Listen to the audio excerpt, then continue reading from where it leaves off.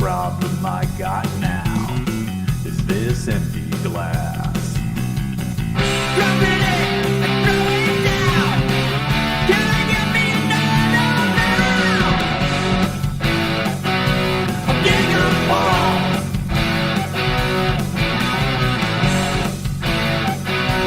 Getting a ball. Maybe I can stop now before it gets too late. A bartender gives me the nod. One more would be great. I'm not a fucking idiot. I'll call an Uber, then I'll quit. Drinking Jaeger Ball.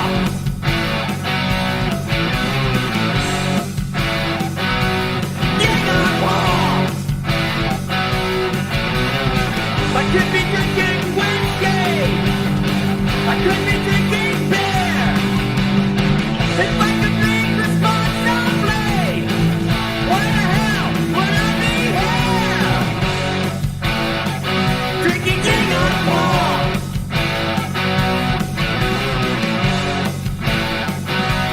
Jaeger Ball.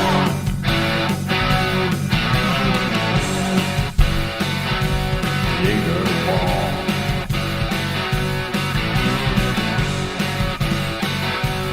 Jaeger Ball.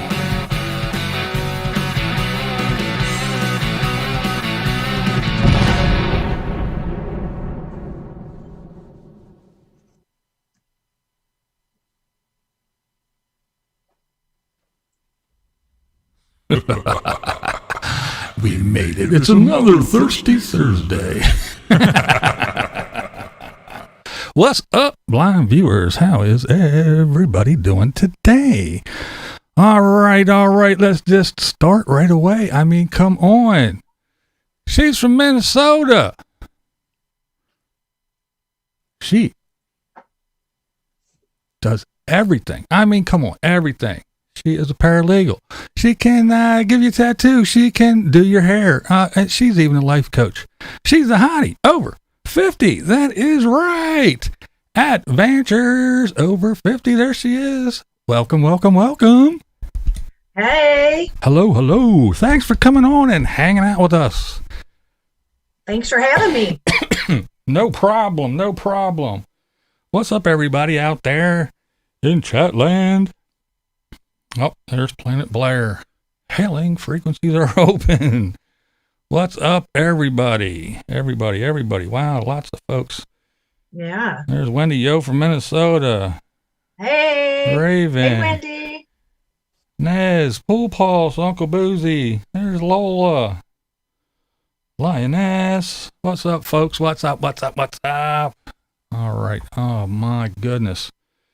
Okay. Let me turn those off. We don't need those anymore. Well, okay, we can't get started officially until everybody get your glasses, get your drink. I don't care if it's water, tea, coffee, wine, beer. We got to do it. That's right. Where's the Jägerbomb, Justin says. It's here. It's time. Ready. 1, 2, 3. Kerplunk.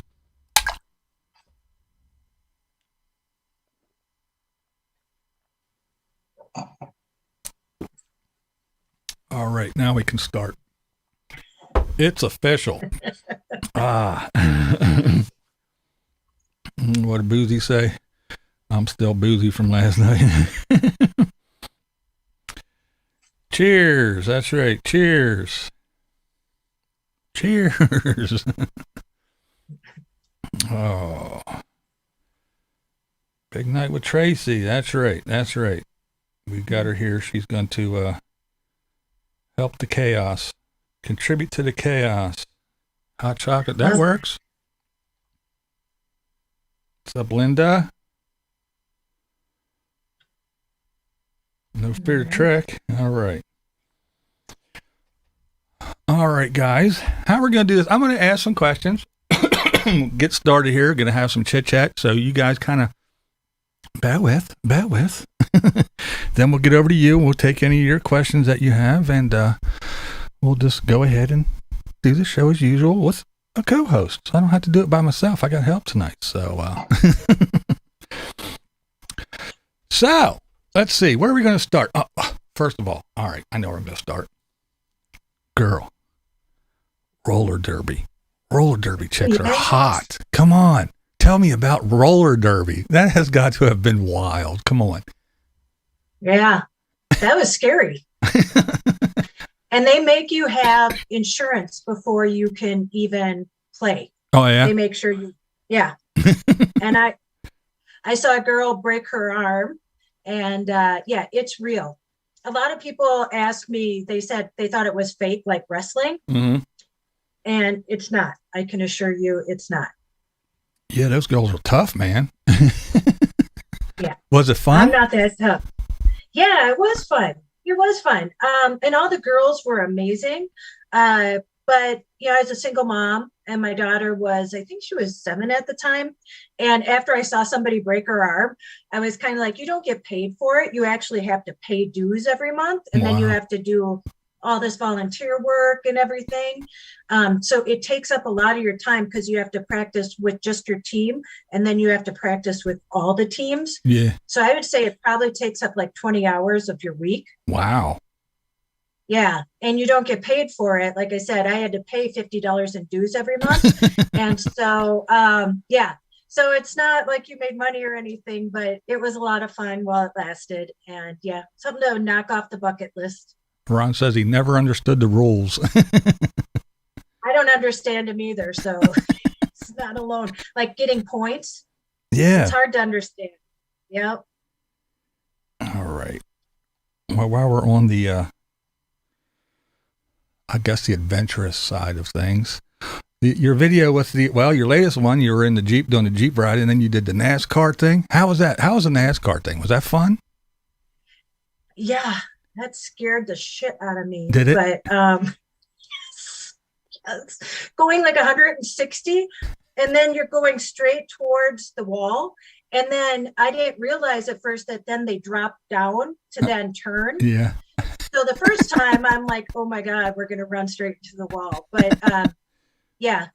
And you know, that's what this journey is about. Like, I don't think sometimes people understand that I really want to live and I want to face my fears, and heights are a fear of mine. Like speed is a fear of mine. Right. So I just want to, like, you know, take things head on. Oh, that's cool. Yeah. Well, it looks like you're having fun. What happened? Uh-oh. Where am I? What happened? I'm still here. Yeah. What's going on here? Uh-oh. All right. Where did it go? Bear with. Seriously, what did happen? Where did it go? I don't know. One Jägermeister and look what happens. There it is. Found it. Found it. All right, so where's it at now? What the hell? Technical difficulties. Why? Why? Why me? Let's see. Let me do this. Let's go back. Nope. It should be there. Let me see. Properties. That's weird. It just Yeah. maybe I'm in the vortex. Maybe, yeah. I'll find you here.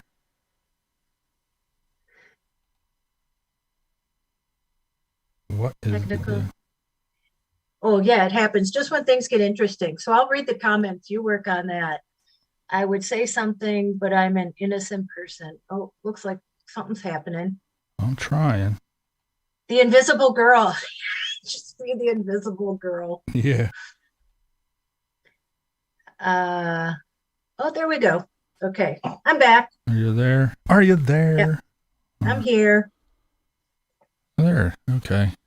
Yeah. Found it. Fixed it. I don't know why it did it, but okay. We Good got you job. back. We got you back. We got you back. All right.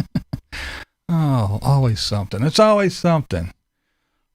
Oh, okay. So today was the Jeep thing. How was that? I seen you had a death grip on both the oh shit handles. You were like, I don't think you realize. And so for tomorrow, yeah, I was holding on to this and I was holding on to this. And like, so there was one hill, I didn't put it in because I had turned off my GoPro at the time. But Donna got footage of, so it was Paul's her neighbor, and he drives her pink Jeep. So he took us out in his Jeep. Uh-huh. And then it was his birthday actually, and his wife came with. And we got to this one, it's called the Mushroom. And honest to God, we started going up, and there was literally only like 15 feet, and we were going to drive just there. And I started getting a panic attack. You have to let me out. He thought I was kidding. I'm like, no, you don't really understand. And so Donna and I got out, and Donna took footage. He brought his wife up to the top of this hill and came down. I'll put it in my video for tomorrow. But yeah, I would have like freaked out if I would have done that. So I had my limits. It looked like you were having fun for a while anyway. Like, can we just stop here? Do we have to go any further? Yeah, it was fun. And like I said, it tests me, do you know what I mean? That I want to try and get over things like that so that I can, you know, have fun. Yeah, well, you look like you were having fun. You look like you were having fun for sure. Yeah. All right, so I guess the whole thing is you kind of do this. First of all, I call everybody wheeled wonders because there's van dwellers, car dwellers, RVers, this, that. So I just call them the wheeled wonders. So you're kind of doing the, I guess, the part-time wheeled wonder thing. So when you're done on your one adventure, you're going to go home and then go out on another one. That's what you're going to do, right? Well, like I said in my video, I only saved so much money. I'm not rich. I saved money to do this because my daughter's off to college, and, you know, like I said, my sister's in assisted living home. My mom's 92, la, la, la. But yeah, so, and it's actually costing more than I thought it was going to. So, and that's what I'm going to bring up too, because I've been, you know, keeping track of my finances and stuff, because I want other people to know or be able to see how much it costs. Right. And right. that's what this is about, figuring that stuff out. Yeah. So since you got into the van and you've been cruising around for a while, is there anything that you said, I wish I had this? And is there anything you said, you thought you needed, and you're like, I don't need this? Probably, I don't know if you saw my camera gear. Like, I thought I would go and I'd have all this time to like figure out the camera stuff. And I brought reading material. I thought at night I'd be reading books and sitting by sunsets with the back door open. Like you see on YouTube, right? Yeah. But actually I'm sitting in a Flying J parking lot, you know, texting people on YouTube or, you know, writing people back. So I don't know what I expected. I knew it would be hard. I mean, I knew it wouldn't be glamorous, but I didn't realize too, like I said, this happened with YouTube right out of the gate, kind of, that, you know, I got all these followers. For some reason, the algorithm picked me up. And, you know, it's hard to find the time between like trying to enjoy this, living it, taping it, editing it, you know, everything like that, responding to people. I'm just trying to like get in a groove. Yeah. Well, you kind of went right into what I was going to ask next. Is like, man, you hit the YouTube scene and you hit the ground running. It was like you took off like a shot, and it's like, now what do you do? I guess you weren't really prepared for all that, were you? No. What do I do now? Well, it's funny because when you do something like this, you know, because I watch van people, I've watched them for years. That's how I found out about this. Right. And you wish, you know, I mean, you go out, I'm going to make videos. Like I said, I wanted my mom to know where I was. That was like one of the big things for making the videos. And you always hope that, you know, people start watching you and stuff like that. But to happen like the first week after I left, it was just, I mean, and it's great. It's humbling and everything else. And it's just a little overwhelming to figure out how to do it all. Well, and then I guess we talked a little bit. I guess it's tough because, well, you're the van chick. You're supposed to be out in your van, and you're not. Why are you not doing that? You're hanging out, and so it's like, are you getting a raft of shit because you're not doing what they want you to do? I was thinking about that today, because when you come on YouTube and share your life, this is just me trying to figure all this out. It's not me. And like I said, all of a sudden it becomes like a game, like a numbers game, and, trying to please all the people and stuff like that. And I don't want to get caught up in that. And I don't want to lose the main purpose for me being out here on the road. It's for me to heal and from all, I told my brother just passed away and everything like that. And I just wanted to, I don't want to say not have any responsibilities, because actually it's a huge responsibility, going out on the road by yourself. Yeah. But I'm just figuring this out as I go. And so for other people to tell me I'm driving the wrong van, I'm drinking too much coffee at Starbucks, I have my own coffee maker, but I believe that if I'm patronizing a place, like if I go to Starbucks to use their Wi-Fi, that I'm going to buy a cup of coffee. Yeah, right. Well, because I got a lot of flack for drinking a lot of coffee or buying it. Oh, boo-hoo. Yeah. I'm just glad that you're not getting caught up in the hype and letting the YouTube part of it ruin your journey and your adventure and your travels, because a lot of people do. They set out with this goal in mind to go travel and see and do and heal or whatever their reason for it. And then all of a sudden they go, oh, YouTube. Oh, look, I got money. Well, I got to crank them out so I can get this money. And they get stuck. And we talked about this too. It's like, hey, I experienced this and I experienced, no, you didn't. You saw it through the lens of a camera, and then you sat in your RV for 2-3 hours editing and waiting for your shitty internet to upload a video. That's what you did. You didn't experience anything.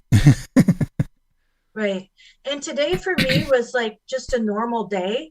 And I think sometimes you feel under pressure that you have to do something like grandiose, because you have to make a video. And I realized that it's just a normal day like everybody has. Like I had computer work to do. And you know what? I want to enjoy my time here and with Donna, and I want to go for walks and enjoy the scenery and not have to think about like videotaping it. So when I tape, I tape moments, and then like later on, I edit everything together. And that takes a lot. Like the Jeep one, I had that on a SD card, because I usually edit on my phone, but it's a lot different because I was using a new editing software. And that took me like almost 3 hours, because I had like 2.5 hours of footage. Right.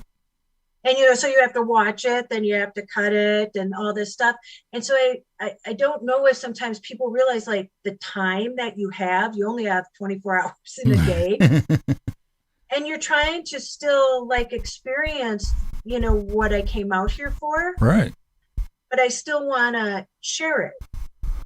Well, then too, and another thing we talked about is it's easier when you are out by yourself traveling, but when you're with your friends and you're doing stuff, you want to be present, not worrying about setting up a shot and capturing everything. You want to be present and experience what you're doing with these people and spend time with them. Yeah. Because I had asked you about doing your daily vlogs. Are you going to keep doing every day? And because it seems like it can get hectic after a while when you're Yeah. And it can. And I think I decided that I'm going to do it through December, because I've already started. And then I'm going back on the road in a couple of days. And then I think starting in January, I'm going to do like, maybe 3 times a week. So then you can pile up like some video and then make it a little more interesting than just like the, boring days like today. Right. And you can get a couple days of stuff and make one video out of it instead of trying to find the thing. Right. I do like your little Good morning. I like that.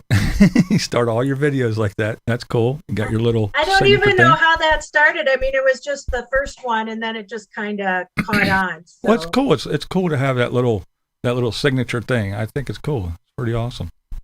Yeah, it's fun. Even though sometimes it's the afternoon, I'll still say good morning. It doesn't matter. It has to be that way because that's your thing, right? That's my thing. Yeah. That's cool.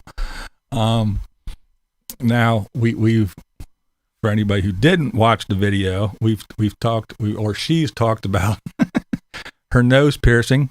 People ask her if she has a booger forever. A booger button. Yeah, whatever that is. So you talked about that.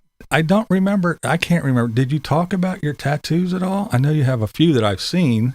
Do they have any meaning? Are they special, or you just got some ink, or what? Yeah, well, I got one on my ankle after my sister passed away. And then trying to think, I got one on like my back. It's funny how you forget sometimes if you don't see them. Yeah. And then I got one on my that's the one I see. On my wrist. That my daughter and I got the same one. Oh, cool. And then I got another one on my wrist here. I don't know. Sorry, I don't know where the camera there it is. There. Oh. Under the band. And then I have a saying. Oh, can I turn it right there? Cool. That was my last one I just got. It says, "The eyes of others are prisons. Their thoughts are cages." Ooh. And that kind of ties in, like the whole thing with doing this. And I talked about on my live is that, other people's opinions, we like sometimes stop our life because we're worried about what other people are going to think. Right. And that we just have to not care. I mean, and it's really hard.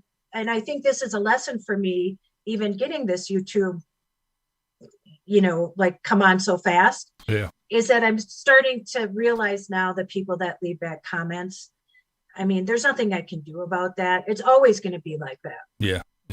But you just have to learn not to let it affect you. And most people get to ease into it. You start and you got a couple subscribers and you work at it, and then slowly, and then as you grow, you get all the nasty shit and the trolls and everything, but you just like bam, so they came all at once. Yeah, and I didn't expect it. So you're reading and there's these nice comments and you're like, oh, that's so sweet. All of a sudden it's like, I hate you, and you're like, oh, okay, like, what did I do to you? And like you said, it's always the one bad one that sticks out for some reason. It's like, that's the one that's. Yeah. So I'm trying to be better about that. And, as it goes, you just get used to it. And like I said, I keep telling myself, just don't get caught up in all of this because I don't want any drama. I'm on this journey for myself.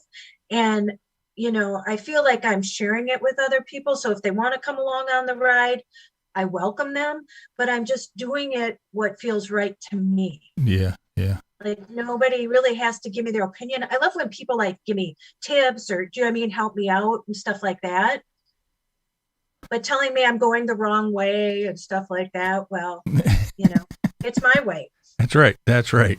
We're not all going to the same place, and we all don't take the same route. And Right. hey, it's not like you said in your one, it's not like it's hey. Well, I wake up in the morning and the sun follows me down the road and there's just beauty everywhere, all along every highway until I get to my next destination where the flowers are there. And no, sometimes you got to drive by boring, shitty nothingness to get to that next place. Yeah. Where's the adventure? And but that's what I told, like in my video, like when people are like, oh, you're just driving. And I'm like, but this is the adventure. Do you know what I mean? That's part of it. It's all part of it. So in me, it's funny because I was thinking about this today and like about Chrome, how people are mad because now he has a garage or something like that.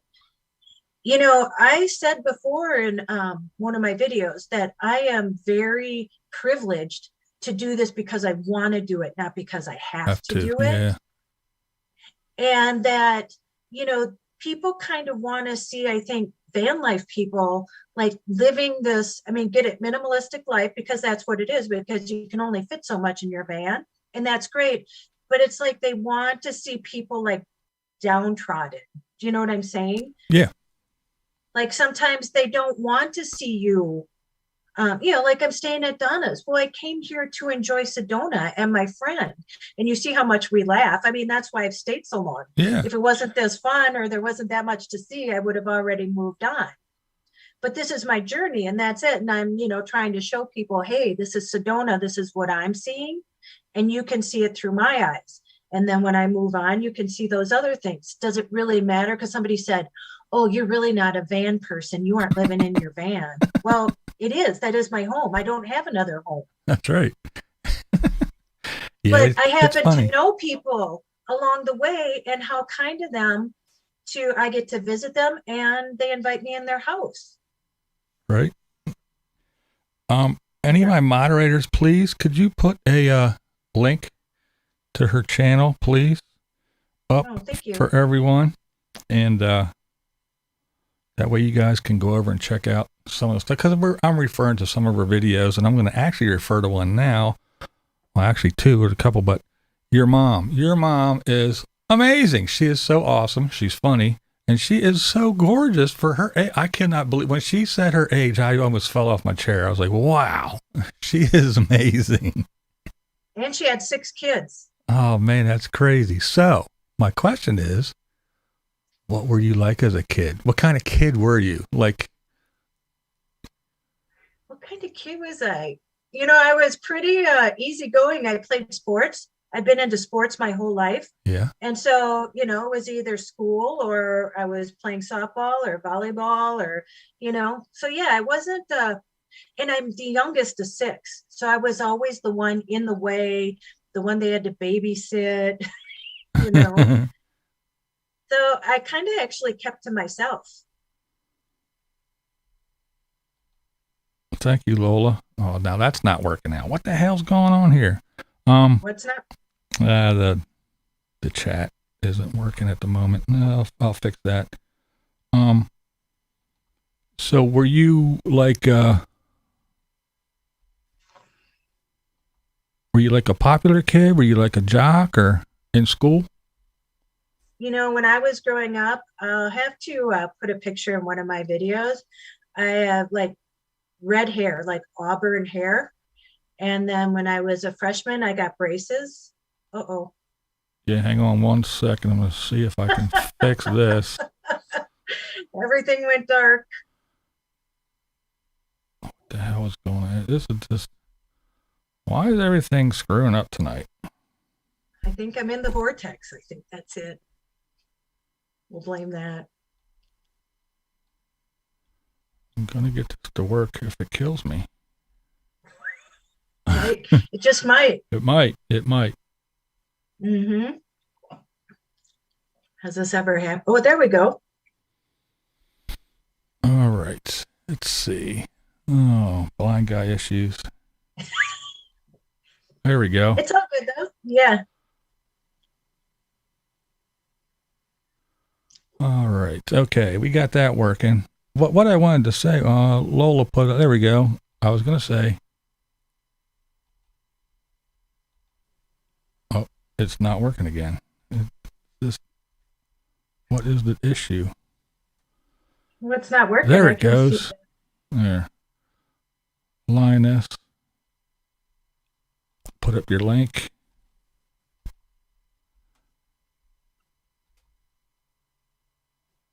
Y'all got the blind view. Yeah, that's right. You got the blind view. All right. All right. Enough of the blind jokes. All right. I think we got stuff going here.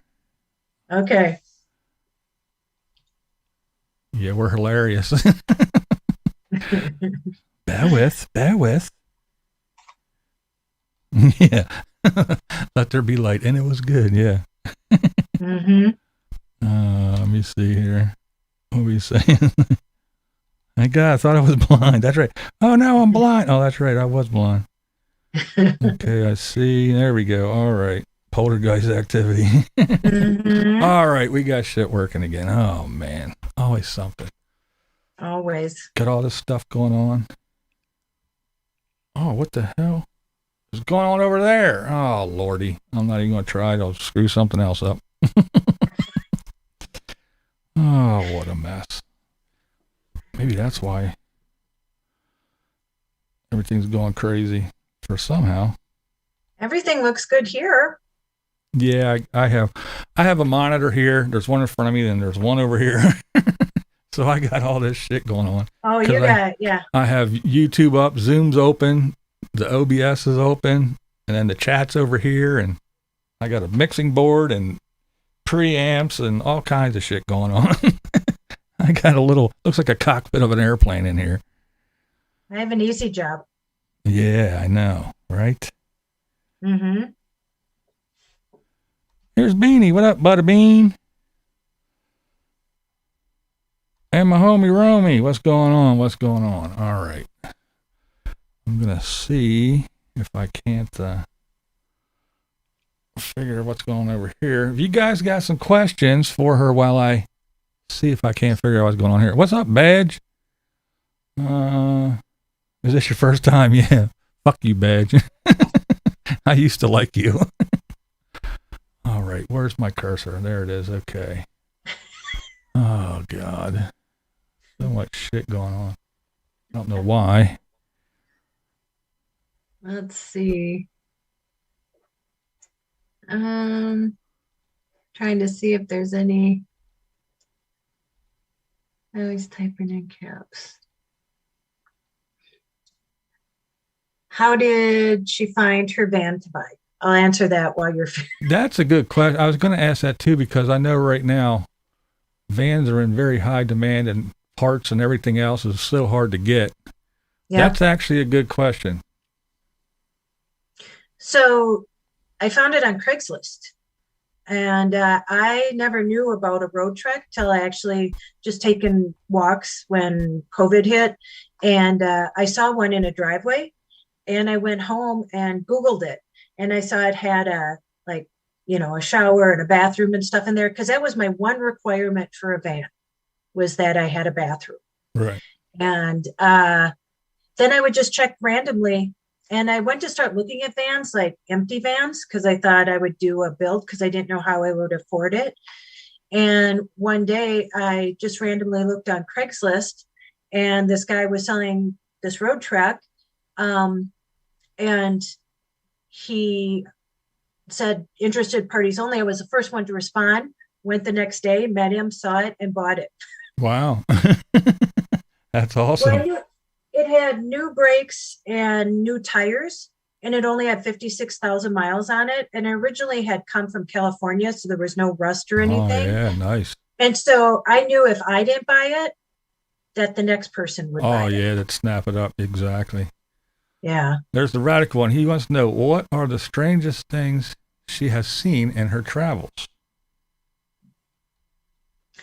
You know, I'm trying to strange. She hasn't been out there that long, remember, guys. Yeah, I haven't even been out there a month. But if anybody saw my YouTube video, so what's weird is Scottsdale, I thought was, I don't want to say safe, because I know there's all different kinds of places, but right. The Walmart, where the lady said I couldn't park there, so she sent me behind the back. And so I parked there, and then the police officer came, and he said, hey, did you know that there's a lot of druggies here and stuff like that? And I'm like, no. And then, another lady, when I stopped at a gas station, and this was the same thing. I think I was in Phoenix, there was a dumping station. So where I was getting gas, they had a dumping station, and I could not find it. They gave me this key that was this big. And she's like, oh, it's in the Wendy's drive-through. There was a Wendy's. I don't know. No. And it literally, I was looking around, and there was this lady who, it was obvious she was on drugs, but she showed me where the dumping station was, and I never would have found it. It was literally in the Wendy's drive-through. I'm like, well, that's appetizing. Yeah, isn't it? And then she asked if she could come in and see my van. And then there was another guy who asked for a jump at the same time for his car. And so it's kind of like, is this like a, I don't want to say tag team, but you're always very aware. Yeah. And so I took care of one thing first, and then I, helped the other guy. So it was fine. And the lady was really nice, but just a little odd. There was a dumping station in a Wendy's drive-through. Yeah. Lola, Los Atlanta again, wants to know, are you mechanically inclined at all? Do you carry tools? And down here first, he says, what year is the Roadtrek? So it's a 2001. And, YouTube helps with a lot of things. I'm not mechanically inclined, but, I redid my whole van. And if I didn't understand something, I would just, YouTube it and find a video on it. Yeah, right. But I do have a lot of tools. I love my electric screwdriver. And so I keep adding to my tools. There you go. And I think just like any van life, like, I watch the Van Wives and, this stuff. And, you know nothing when you first start out. And you just learn as you go because you have to learn. Yeah, that's true. That's true. Ramblin' Rose says, wow, a month and already co-hosting with BV. Hit the big time quick. Yeah, right. This might make her sub count go down. I'll say, oh God, she's with that moron, that big mouth tattooed freak. Yep, I went straight to the top, straight to BlindViews. That's right. And badge. Yeah. Good old badge. Mm-hmm. Yeah, he said up there, my first time. Can't you get nothing right? Let's see. It's a long way to the Wendy's kitchen. Oh, yeah. Sometimes lessons of new nomads or travelers are good reminders for the veterans. Yeah, that's right. And when you guys get to look back and go, oh yeah, I remember when I did all that stuff. And we were even talking like your first videos, and you look back and like you cringe. You're like, oh my God, I really put that up. And so I'm sure at some point I'll look back and be like cringed out like of some of the things I posted. Yeah, we talked about that too, where people were telling you are sharing too much. Yeah. Them guys don't want you to be talking about ex-husbands and stuff. You're ruining the fantasy. Yeah, I don't get it. And, just a tip. Don't tell me what to do. There you go. Isn't that a good way to get to a girl's heart? Tell her exactly what to do. Right. It never worked before. Actually, that's why I left him. So that's why he's an ex, right? That's why he's an ex. That's exactly right. Yep. Let's see what we got here. Nooks and crannies. What are your plans for the rest of your trip? Heading to Quartzsite, the RTR? I would have had, if I was going to stay here longer, but, I've already been here 3 weeks, and then now I'm going to move on, and I'm headed towards Texas. Texas, cool.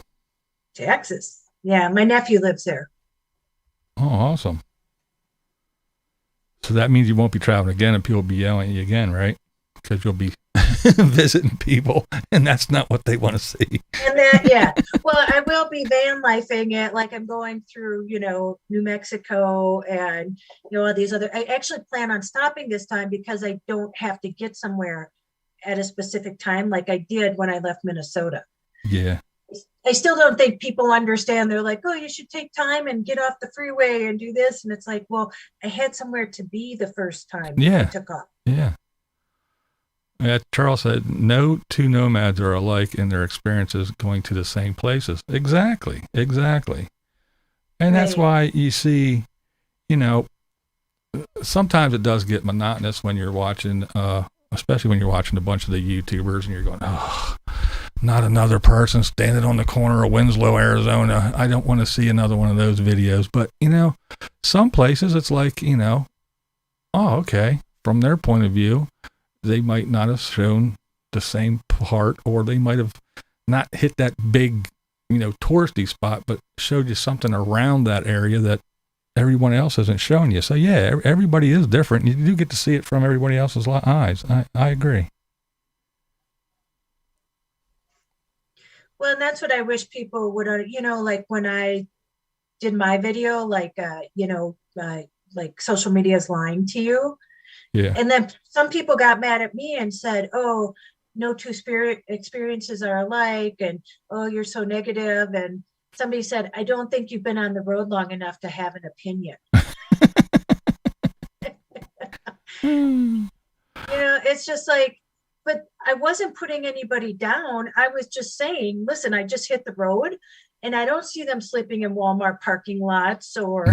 Yeah, they just don't show you that part. That's not the glamorous stuff. Right.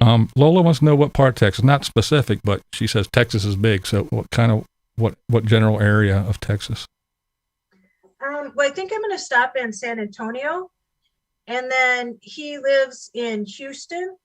And so, so it's him and his wife and his kids, and none of us have ever been there to visit. He's the one, his mom, my sister passed away when she was 42 from cervical cancer. And then his dad died at 52 from a brain tumor. So they've lived there. And because of COVID, none of us have been there to see their new house. So they're really excited for me to stop by. Cool. Yeah. Kim wants to know, did you figure out the shower yet? So this is another thing with, I always get like, why are you taking a shower in a Flying J or something like that? So in the Roadtrek, if anybody has seen a Roadtrek, the shower, you take a shower like in the galley. Does that make sense? Like it's just on a long tube and you can take it and the doors they're double doors, so they open. So I can take a shower and then it drains down onto the ground. But personally, I don't want to get everything wet. Right. Yeah. And I know a lot of people don't take showers. I have an outdoor shower too. I have one on the side of the van. Yeah. But for me, honestly, I like to have room. I like to be able to have my stuff. And I don't mind taking a shower in a Flying J. That's half the adventure for me. She's part-time, Ruth. Do you use any of the apps for traveling? And if so, do you find them helpful? Yeah, iOverlander has been that saved me. And Google Maps. Heat your van on cold mornings. How do I heat my van? Yeah, Beanie says, yep. I have a heater, just like anybody in your house, where I can turn it up.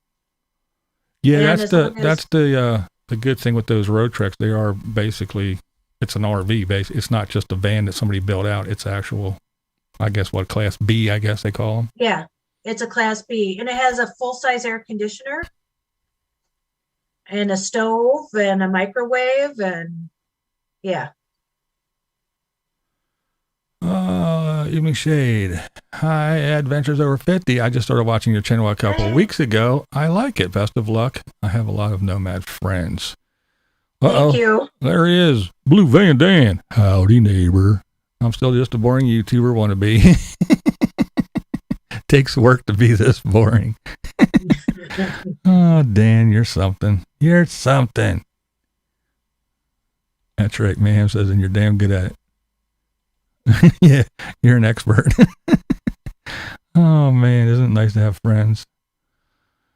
Ninth Element, what's up, man? How are you doing? BV&B viewers, happy to see another co-host. Welcome, Ad-Ventures Over 50. Good to see you. Alrighty, what's up, man? How are you doing? Lucky Dog Productions. Hi, Sue. She's been a great supporter ever since I started. It's funny how you make these connections. You don't really know the people specifically, but honestly, that is probably the best thing that's come out of this, is that I really do feel like I have people, a van family. Does that make sense? That's a good question. Does she have a strategy to keep her beauty? No. Did you see my mom? She has. It's in her genes, man. She's got good genes. I said, I hope I got that one because, yeah, Right? she has never done anything to herself. Do you know what I mean? She doesn't even know what any of the, I gave her first facial like 2 years ago. Wow. William, excluding work, have you traveled much previously? Good question. Yeah, I've kind of been all over the States and, I've been outside the States too. I did 3 mission trips. I've been to Nicaragua. Um, but yeah, you know what? I haven't been to New York. Isn't that funny? And I Wow, don't really? know. Yeah, and I really have no, I'm not a crowd person, if that makes sense. Yeah. I mean, it does. I mean, a lot of people that travel and stuff, they're not really big into crowds and stuff. That's why they're out there in an RV or a van or something cruising around, you know. I'm not into Right. crowds either. I mean, it's funny because I've been in band life forever until just not too long ago, and you're in those big clubs and everything, but I don't like crowds either. No. Glad you're And I'm sharing your actually, journey. Interesting and refreshing. There you go, from Travel Dreamer. oh, thank you. Thank you. Last night, trying Miss to read. Marilyn, hello. Hi, Marilyn. Let me see.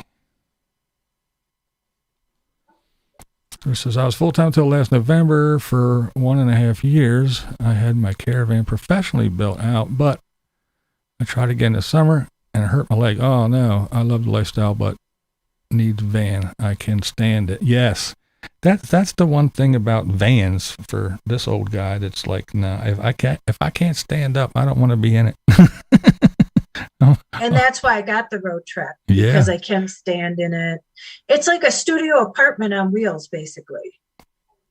Yeah, it is. It is nice to have the high top and have the amenities that's in that without having to build it out. You know, it's ready to go. That's pretty nice. Well, and that's what I figured for what I bought it for. It would have cost me a lot more to build out, like to buy a van, a standalone, and then build it out. Yeah. Well, yeah, you got a good deal. You got a good find to find Yeah. something with that low mileage and everything, and it actually being available the way things are getting snapped up nowadays. I mean, when I first started watching the Nomad, the Wheeled Wonders, I mean, there was a handful of channels. Now there's a bazillion of them, and it's growing and growing and growing. And I do stories about, you know, the RV industry, you know, another record year in sales, even during a pandemic, and they can't keep up with the demand. And now we have the supply chain shortage, but this whole lifestyle is just like blowing up and going crazy. And, so for you to actually get that thing is kind of amazing. Actually, it was meant to be, I guess. It was meant to be. And, you know, I've had people, I had somebody leave a note on the van saying, hey, I'm looking for something like this. Would you sell it to me? Yep. Left his number. And then I had it at my auto shop. Just, they were like updating the spark plugs and everything, you know, looking it over. And he said 2 people literally stopped. It was just parked there, you know, for like a week while they were looking it over. And he said 2 people pulled in and asked if it was for sale. And I'm like, but there isn't a for sale sign on it. Like they literally pulled over. So yeah. Are you watching other YouTube nomads to get an idea of format, audience, places to visit, etc.? Well, I've always watched them. That's how, I mean, I've been watching for 5 years. I've been then finally researching for the last 3 years. So I've watched a lot of van life people. But as far as, you know, like where to go and audiences and stuff, again, I think that's a personal, like this is my journey. And, Right. you know, I think I'm doing it maybe for different reasons than some people do it. So, you know, and that's the thing. It's my journey. I don't want to reproduce what somebody else is doing. Right. I want to do what I want to do. And like, you know, like the Jeep thing, you know, and I want to go shark diving. Mm-hmm. Like I want to take people with me on like the, you know, it's kind of boring in between maybe, but then there's these adventures that I want to do. And it's just all part of life. Like not every day is exciting. I know, of right? life. Oh, Yeah. you got to make it because we need to see it on YouTube or we'll give you hell. Lola said you don't have to answer, but how much did you pay for it? 27,000. Wow. I tried to get it for 25 and he's like, no. And I'm like, okay, I'll take it.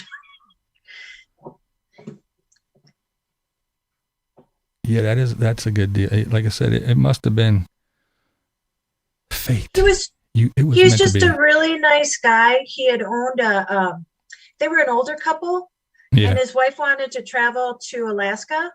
And then when COVID started, like, everything stopped and then they were moving. So it was kind of like they had to get rid of it. And he didn't need really, I think, the money. So he sold it for what, like he came out even. Yeah. Yeah. William stumbled across your channel doing research on Sedona. When I started watching, I thought, hell, I'll just tag along with her. There you go. There you go. Well, tag along, William. Thanks for coming. Where are we at here? It is a great price. Let's see. And then I redid it, but I redid it myself and I spent like less than $500 redoing it. Yeah, I do remember you saying in your one video that you didn't spend a whole lot at all to get it where you got it. And that's why I started doing the videos, because once I started remodeling, I wanted other people, like if I made a mistake, I wanted them to see that they didn't have to make that mistake. Night, Margie. Night, Margie. Ashes in April. Time for dinner. Have a good night. That's right. Time for dinner. Time for dinner. Under 40,000. Wow. Classy. Yeah. And there's so many people that want to do this. And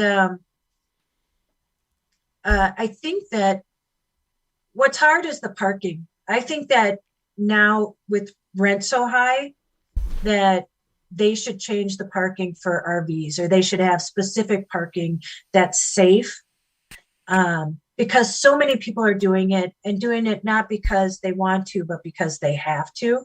Right. Well, I think that would solve a lot of problems. Yeah. Because, for instance, I know up in Vancouver, there was a big problem with people in their RVs and vans parking along the ocean front and pretty much living there. Mm-hmm. So these people that have their $2 million homes open up their curtains for their $1 million view, and they see a bunch of homeless bums in their vans living outside, blocking their view, and they don't like that. So there was this big to-do about it, so, and of course, all the RVers and vanners, we're not homeless, this is my home, and I can park where I want, why do you hate us, and all that other shit. And I can see the point. If I spend all that money on this house to live on the beach, and then you park your shitty-ass RV in front of my house and live there and dump your piss bottles out in front of my house and all that other shit, I don't want you there. Sorry. So if they did have places to park, like, hey, go here, I think it would solve a lot of problems. One for the RVers and for the homeowners that have to pay high property taxes and everything else for that hunk of dirt that they bought. You know what I mean? Well, and now there's so many abandoned retail, like malls and stuff like that, or buildings because of COVID, because, people didn't go back to work. They're all working remote now. Right. And here's the thing, I know like a lot of times there's some people that get rowdy and then they ruin it for everybody else. Yeah, I think too many will take advantage. It won't be about night's sleep, but a place to squat. And that's it. That, then people get tickets or they get warnings and then they can't park there anymore if they, don't adhere to the rules. That's right. Radical one said, what is your to-do list for traveling? If you have one, do you have like the I want to list? Well, I know I want to go shark diving. And I want to find things along the way. Like I said, I got here for the NASCAR, and then, I met up with Donna, and, I've done all this fun stuff. And I want to find more. I actually was looking for like a yurt to stay in, just really different experiences. And like I said, I only have so much money. So, and I've spent more than I thought already with my travels. Yeah. So my travels may be shorter, or, because I would rather have more experiences. That's why I said I would rather eat peanut butter and jelly sandwiches and spend my money on experiences than I would buying like great food or something. Yeah. Because that's what I'm out here to do, is to experience things. And, like I said, do things that scare me, like heights and, speed and stuff like that. I just want to live. And like I said, coming from my background, and like I said, that's my story, where I'm coming from, that I've had all these family members pass away and die. And I would always look at them, because they were all in hospice, and think about what they wish they would have done before they passed away. And, they all got sick. Yeah. So they couldn't fulfill that.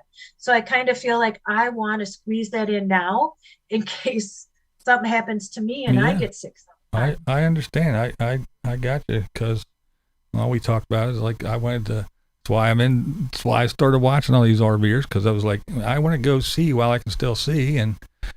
But yeah, the more I watched, the more I was like, I don't know.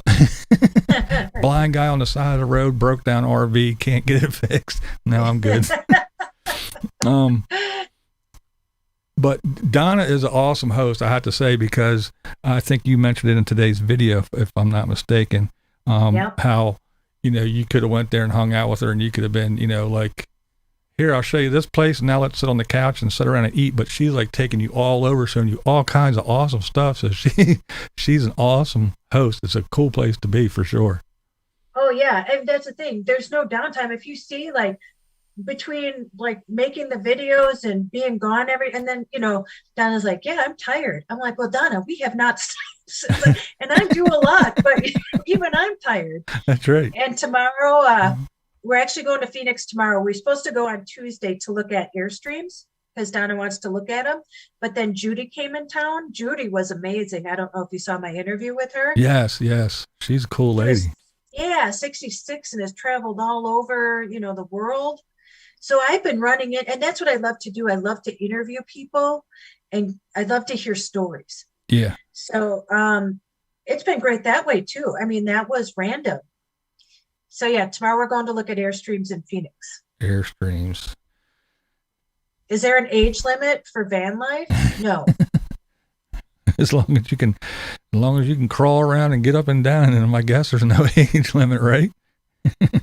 Well, and really, why? I don't understand why people put restrictions on anything. And that's the whole point to my tattoo. Again, the eyes of others are prisons.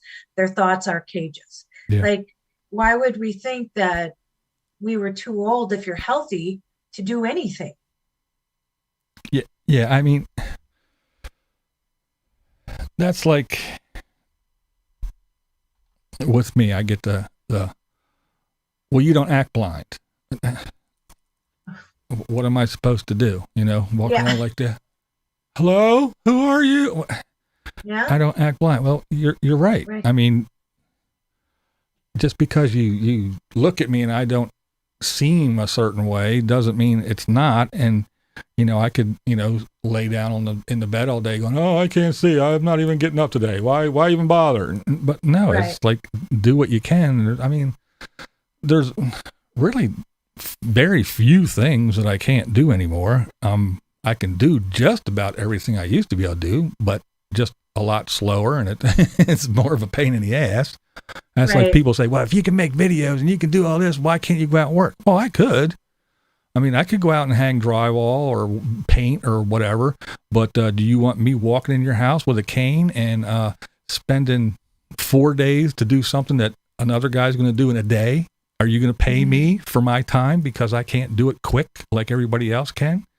I mean, even at the end of things when I was working, I it doesn't bother me. I joke and other people joke with me, but I do something, set a drill down, and I go, where's the damn drill? And they go, it's right there. And they're pointing. I'm like, Yeah. oh, you're funny. You're pointing where, but Yeah. it's just stuff like that. So it's all those things that slow you down. So I can't be productive. I can't keep up with regular people. Can I do it? Yeah. But, no one's going to pay me to do it. And like I said, I can't be I used to be a firefighter. I can't do that shit no more. There's all kinds of stuff that I can't do, but there's a lot of stuff that I can still do. It just takes me a little bit longer. And just like editing videos and doing everything, it takes me a little bit longer just because of I'm looking through a peephole all day, every day, So When I told you my mom is legally blind, she has macular degeneration, but she never lets it stop her. She doesn't, nobody even knows. Like, she'll be walking and she'll grab onto my arm or grab onto the, cart because she cannot see. She has to have somebody bring her grocery shopping because she can't see. She would get lost if I left her in some aisle. Right. Like she wouldn't know where to find me. But she doesn't want anybody to feel sorry for her or, think that way. Well, no, that's the thing. You don't want sympathy. You can, help once in a while if somebody sees you struggling and they go, would you? I've had it, because what I do is when we go into the store, my wife will go in and I'll walk in and I'll stop and she gets the cart and does everything, at the grocery store. But I stand out of the way and this little tiny older black woman came up to me and she touched me real soft on the shoulder. She said, honey, do you need any help? And I was like, oh no, I'm good. Thank you. I'm just waiting, but I appreciate it, So stuff like that doesn't bother me, but you need, no, you don't have to pity me. And other people is really funny. The one time, cause we're in the grocery store, I'm in the aisle and I'm looking, and I see stuff and then I'll get something. And there's a guy down about halfway down the aisle and he's stocking the shelves. My wife gets up to him and I can hear him. He goes, how does he see? How does he know what he's getting? And I said, I just look up and yell and go, I'm blind. I'm not deaf. I can hear you. You can ask me. But it's funny the way some people treat you or react to it, and I run around most of the time, like in the house. I don't use my cane or anything because unless I piss the wife off and then she can move a chair or leave a door open in the kitchen or something and I can trip over and smash my head. But when I'm out and about in a strange place, I use it. And most of it's for other people to let them know because, for instance, like in the grocery store or anywhere, if I'm walking along and some kid runs out in front of me and I knock over their kid, look, the big freaky tattooed man with metal in his face knocked over my kid. Oh, he's horrible. But if you had the little cane, they go, you see them snatching their kids out of the way. But so it's for other people as much as it is for me to use to get around. But it's just funny how the way people perceive you, treat you, think you are. On here, I get the people, oh, he's faking being blind. He's not blind. He's faking it. He's sucking off the government. Oh, yeah, because living on disability got me a huge mansion because I get so much money. It just rolls in. I mean, it's nonstop. Right. I can't spend it fast enough. Kind of like me with, being on the road. People are like, oh, what are you rich or how do you afford this? Do you have, they thought I was like wealthy or something. And that couldn't be further from the truth. Right. And then some lady wrote, like, oh, hey, you could get a job doing makeup on the road and, do that. And I'm thinking, how could I do that? My makeup kit is worth like a lot of money and it has to be temperature controlled. I can't bring it with me. And how am I going to get a makeup job on the road? Like you usually are referred for stuff like that. You don't just pull into a town and say, hey, I'm a makeup artist. I'm here. Hire me. Yeah. Hi, you look kind of shitty. Do you want me to do your makeup? Yeah, so it's just weird what people assume, So I'm 72 and still do everything I did for years and I'll continue. Just keep very active. And that's exactly it. Yeah, Linda's a trip. She's awesome. She's one of my favorite people. She's awesome. Yeah. Yeah. Oh, and that I'm disabled, just so you know. And I'm looking at the comments. Thank you, And that's thank you, what's thank you. Excuse me, Ruth, thank you. Come on. uh-oh. Let's try. There we go. Thanks, Ruth. Appreciate it.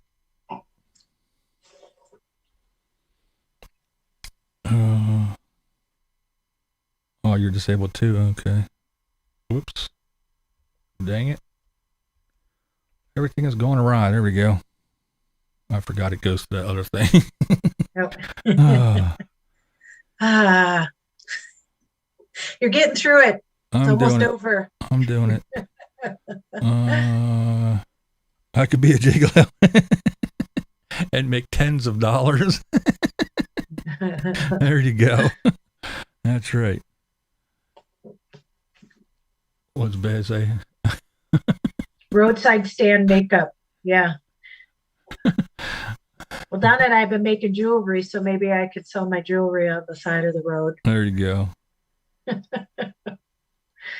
Cool running money. Anytime, Linda. Linda's pretty cool. All right, let's see. What does Beanie say? I knew a lady that did paint store front window. Did paint store front window as well. Oh, did the store window. Okay, I got you. Well, and I've been thinking, I'm always looking for jobs, always. Like, even when I have 10 jobs, I'm looking for more jobs for some reason. But yeah, so I was thinking of maybe getting a part-time, like, remote job. Yeah. And seeing if I can, keep it going. There's PJ. What's up, PJ? Hey, PJ, she's got the same accent you got. That's my buddy PJ. She's always say, "You betcha, you betcha." She's from there. She's up there in Minnesota also. It's funny. People say I have an accent and I don't hear it, but I guess I do. It's a little one. Yeah, it's not bad though. Oh, good. Oh, Rob Q. I see everybody. There he is. Rob Q rocks. That's right. Rob Q rocks. What's going on, everybody? Oh my goodness. What a trip. What a trip. YouTube is definitely a strange and interesting place to be, for sure. Where are we at here? Oh, yeah, okay. It's been a learning curve, that's for sure. Yeah, for sure. So we talked a little bit about it. Earlier we were talking about what kind of kid you were. What you were athletic. You were a sports gal. Did you? What kind of music were you in? Were you into certain kind of music? A little bit of everything. Were you a rocker chick or? Motley Crue, Poison. 80s hair metal then, huh? All the hair. There you go. Although Bret Michaels, it's probably time to give up the guy liner and the bandana with the extensions. Well, see, all those guys grew up right across the river from me. I know all those guys, well, except CeCe DeVille, but all those guys that are from here, they're just a couple miles, not just a few miles across the river from me. Oh, really? Yeah, I know all them dudes. Brett and Ricky and Bobby Kuykendall and all. Yeah, I know all them guys. Yep. Well, surprised. Is Brett going to have, like, when he's 80, like the geriatric, what was it? Bus of Love, or what was that? Yeah, probably. I wouldn't doubt it. I would not doubt it one single bit. He's been wearing that bandana hiding his bald spot for a while now, so. Well, you could tell it looks like fake hair attached to the bandana. Like, he must get up in the morning and just, like, put the bandana on and the hair is already on it. Well, he has that image to uphold, so he has to do what he has to do. I mean, there's a point where eyeliner just, doesn't really flatter it. Yeah, the guy liner when you're 60 and 50 and 60, yeah, it's got to go. I agree. Yeah. RV Chris, cheerleader? Were you a cheerleader? No, I was a cheerleader for hockey. Yep. For hockey. There you go. And Lola, I've had a great experience on YouTube. I met so many seriously cool people. And I would say you met cool people and that guy, that Blair guy.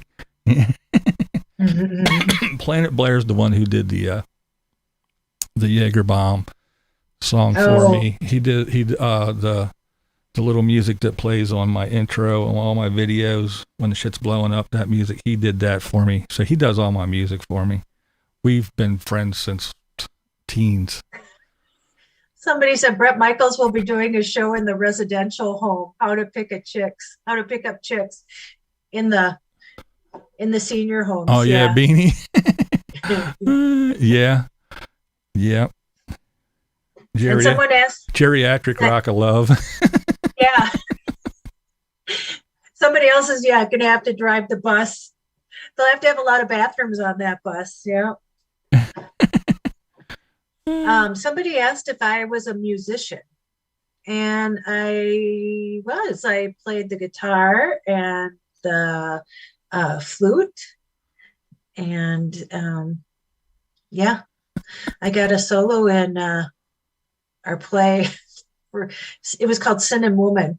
Wow. For our our big Catholic, to do. Yeah. Rocking Chair of Love. That's funny. Brett did some RV makeover TV show. Oh, really? Did he? Yeah. I missed that. Accents, eh? Accents, eh? Eh? It will be a bus with a handicap lift. Yeah, those guys are something else. And they started recently, well, in their older years, Brett started saying, oh yeah, Mechanicsburg, but for the longest time, oh yeah, we're from California. No, you're not, bitch. You're from, I know where you're from. Brett said he was from California? Yeah, he used to say in the younger years, he used to say on all the interviews, where are you from? Oh, I'm from California. No, you're not. Then he used to tell people, I think he used to say he was from Pittsburgh for a while, but he would never say where he was from. I was like, we know where you're from. Well, and it's funny, I heard when they did the bus thing the last time, I mean, he's had a girlfriend. I don't know if it was his wife, because he has like 2 or 3 kids. Yeah. And he was like with her at the time. So it was all just this, it's kind of like Flava Flav. Like who would, oh my God, who'd want to win Flava Flav's heart, Yep. Flava Flav. Oh my God. Flava Flav. It's called Rock My RV. Oh yeah, that one slipped by me. I didn't know about that. Yeah, no line screw tonight. I didn't see him in here. Maybe that's what I should do with the band, like go on tour and try to, van rock. Well, Lucky Charlene is my band's name, so I'll have to come up with something. Find me a boyfriend. Wait till you visit Havasu, average age of 75, and they all wear tights. Oh, shit. He used to dance go-go in the 60s. I used to dance go-go in this. Oh, now that sounds like fun. Flava Flav and his big old clock. Yep. What up, boy? Oh my God. Oh, thank you, Carrie Joe. Thank you. I appreciate that. All right, I'm going to take a break here because I got to thank some folks real quick.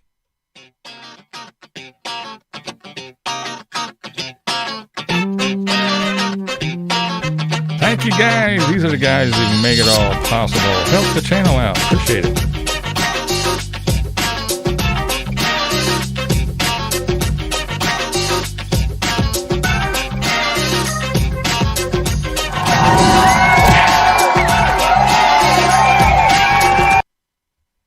Thanks, guys. Appreciate it.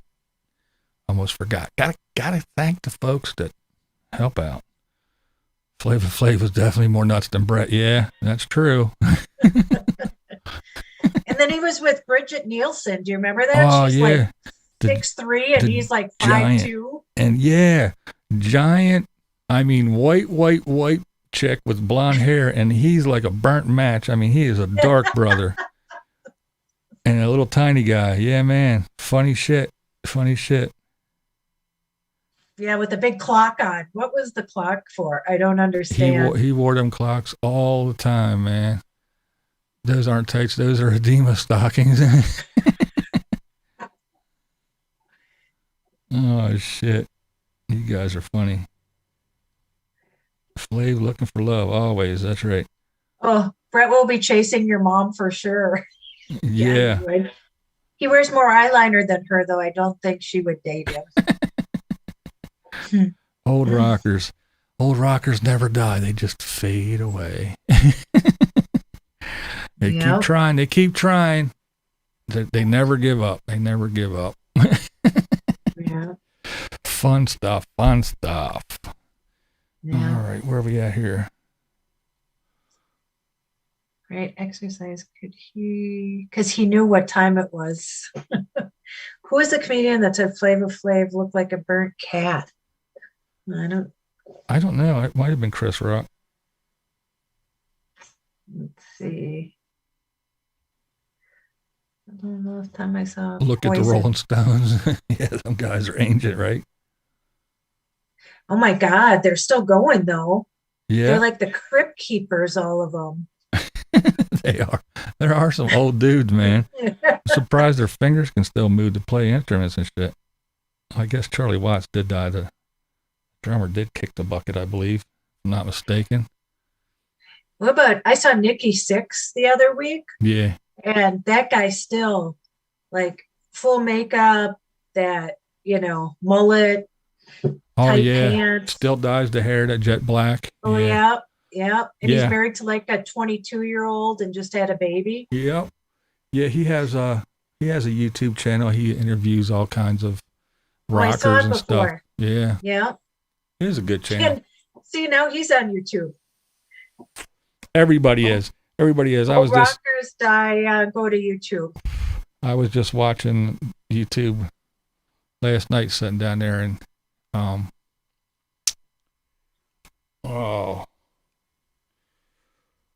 Will Smith and Jada Pinkett and all them were on. I was like, "Fuck you guys! Like, you ain't rich enough. You're out there making movies, getting bazillions. You can't just let us get a little bit of scraps. You got to come on here and get a bazillion views your first day on here. Fuck you guys. Get off of YouTube, man. You rich bastards. You greedy fucks." Well, it's because there's no way for them to make money anymore. It's weird because influencers have kind of taken over. There are no real big movie people anymore. Like a movie would come out and it'd be like, oh, Tom Cruise is in it. Yeah. I'm going to go see it. And there aren't like big movie stars anymore that attract people. And, that's another topic. So as far as YouTube goes and making money, I wonder if sometimes, because I kind of get this weird vibe about it, that especially being a van person, that if you make money, kind of like with the Chrome thing, who got a garage, and then people are now like, oh, now he has a place. Yeah.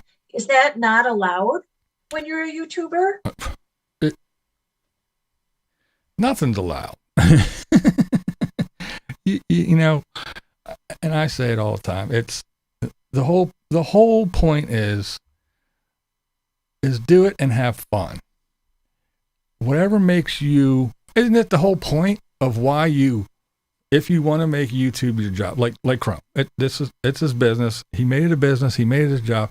Isn't it the whole point of selling all your shit, moving out of your house, apartment, condo, whatever, getting rid of everything, quitting your job, moving into a van and traveling and start making YouTube videos? Isn't the whole point because you didn't want to get stuck in a job that you hated getting up and going to every morning? So why are you going to come to YouTube and listen to a bunch of people tell you to get up and do shit that you hate every morning to appease me?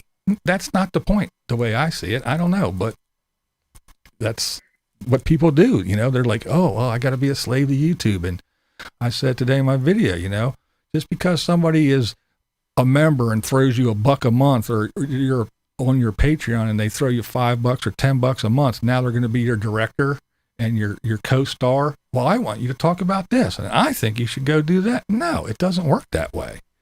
But, and I told you too, you could film yourself pulling a baby out of a burning car, and you're still going to be a worthless piece of shit, bitch, asshole, and you suck. And so it doesn't matter what you do, someone's going to hate you for it, unfortunately. Well, and I just think too, like I said, because I'm so new to this, it's not, and I don't think anybody, you may like want to be popular on YouTube, but you don't think that. Do you know what I'm saying? You don't think it's going to happen. You're like, oh, I got my 58 people watching me. And, you're like, okay. And you don't really care. You're just living your life because there's 58 people watching you. But then when all of a sudden there's a lot of people and there's all these opinions, and then, somebody said a snarky comment like, oh, do you plan on making YouTube your job? It's like, well, I just got on the road. And here's the thing. What I've realized is in this short amount of time, it is a job. And it's a job I probably worked harder than I've worked at my other jobs. Because it's all day long, 24/7, like it doesn't really stop. Right. Yeah. And then you get all these people reaching out to me, which I love, but there's no possible way that I could, return messages to all these people. Right.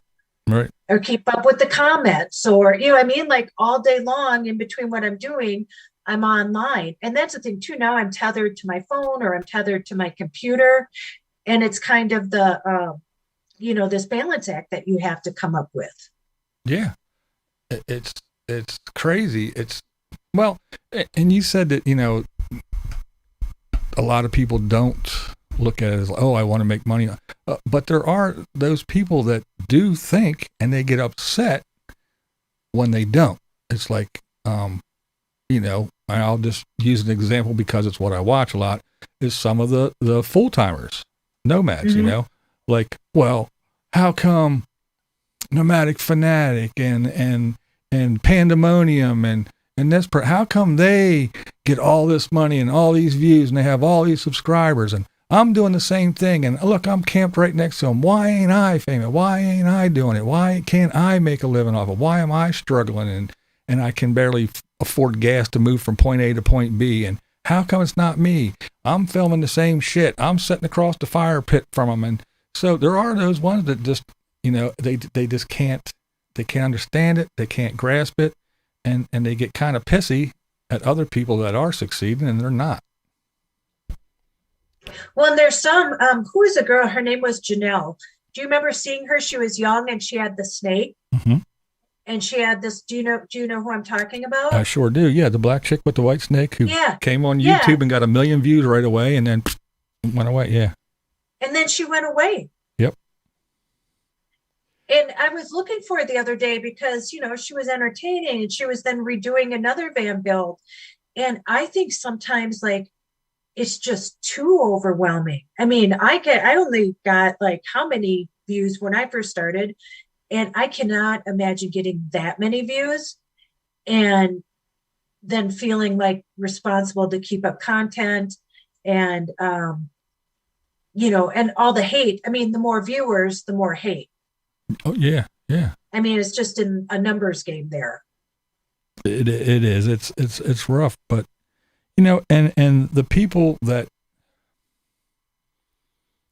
want and are, I guess, for lack of a better term, jealous of those who are and they're not, I don't think they actually, they may look and they may observe it, but it doesn't sink in how much work that these people actually put in to make it a job, a brand, everything. Like I said, I'm going to run around, everything I do, I'm going to film.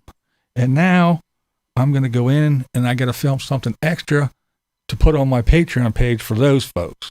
And then I got to have something to put up because I post every, Monday, Wednesday, Friday. So I got to have videos for Monday, Wednesday, Friday. And now I got to sit in my fucking RV for 3 hours or whatever and edit all this shit that I got. And now, especially if you're a full timer, you may have internet, you may be sitting outside of a Starbucks, you may be in a place where you barely have service.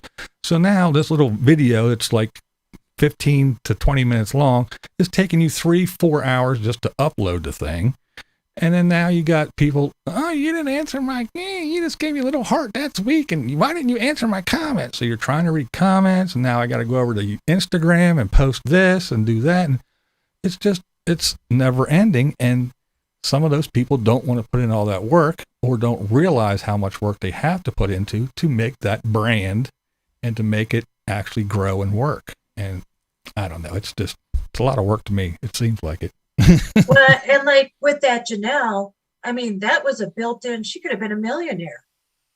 I mean, to get 1 million views like right away. Yeah. And, and then for her to just stop, and I don't know the circumstances, but, she was doing that rebuild, and then all of a sudden you never saw her again. Yeah. Yeah. Well, and of course that brought everybody out of the woodwork too, with all the theories. Well, she was a plant. She was a plant. Yeah. Yeah. PewDiePie had her killed. But yeah, it's just, and the other thing too is, like, so, celebrity is different now, Yeah. And it's not the same, but you just think that certain people, when they show up at I'll use Lollapalooza, for instance, if certain people show up at an event like that, then they're like, oh, everybody, all the smaller YouTubers and all the other ones, they all know this person, and because so they all want to rush and they all want to meet, and you do have that certain sense of celebrity.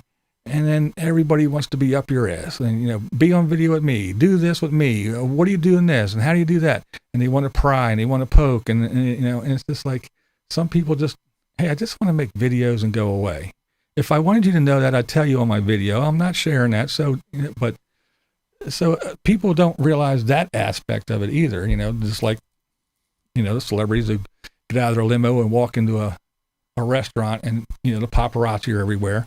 It is not to that extent, but it's kind of like that for some of the YouTubers, and some of them just want to be YouTubers and they don't want all that attention. So that deters a lot of people there. And then of course we got the hate comments and people sending you shit in the mail, like photos of your house or your car or with a license plate number, and go, I know where your kids go to school, and shit like that. So people are like, fuck it. It's not worth it. It's really not worth it. Mm-hmm. Yeah, it's hard. Like I said, you're putting yourself out there. And then for like I said, 98% of my comments are amazing, supportive, right, lovely, lovely people. But then there's some that, you'd be worried about, I had one guy who was like writing nice things. And then like, I haven't been able to like respond. Like, I'm going through these comments, and all of a sudden now they're starting to become more like mean. Yeah. Because if you don't respond, then they get mad. Well, yeah, they do. They expect you to be on top of it. They want you to answer. And like I post my, well, you do too, but you post your email address.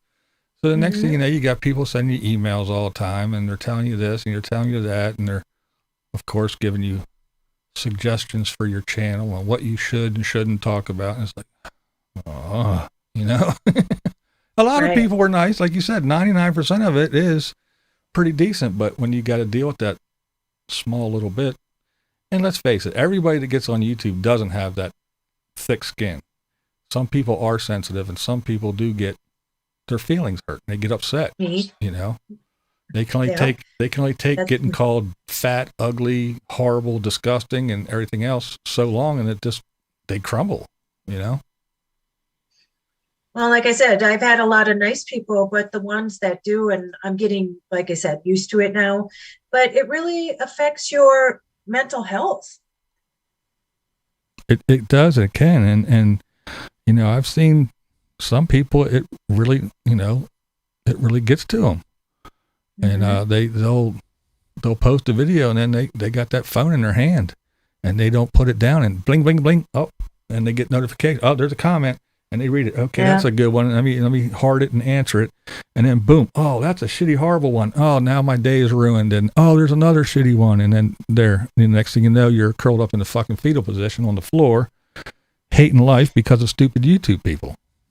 Well, and that's what I told you. It's like, I just want to keep, like, this is what I set out to do. So I'm just going to stay the course. And, you know, when it all happened, that was me, because, you know, it's a numbers thing. And you're like, oh my gosh, what's happening here? Yeah. Like, I don't know why YouTube picked me up on the algorithm. But now it's like, I just want to go back to my, like, how I want this trip to go. Do you know what I mean? Like, I don't want to have to do something just to please the viewers. Yeah, it's a tough balance, and again, well, you're in the niche, the right niche. When you came in, it's, you know, a single van life, single female traveling, blah blah blah blah blah, all that, you know, all those things, and that's the big thing right now. I mean, it's like blowing up, it's taking off. So you know, I guess you were one of the lucky ones, and you got grabbed and, you know, thrown into it full force. Like I said, both feet, you hit the ground, like, oh, wow, here I am, you know. Deal with it, sink or swim, girl. Yep. Well, somebody asked what year Roadtrek I have. It's a 2001 Roadtrek. It's a Dodge 190 Versatile. So that's what it is.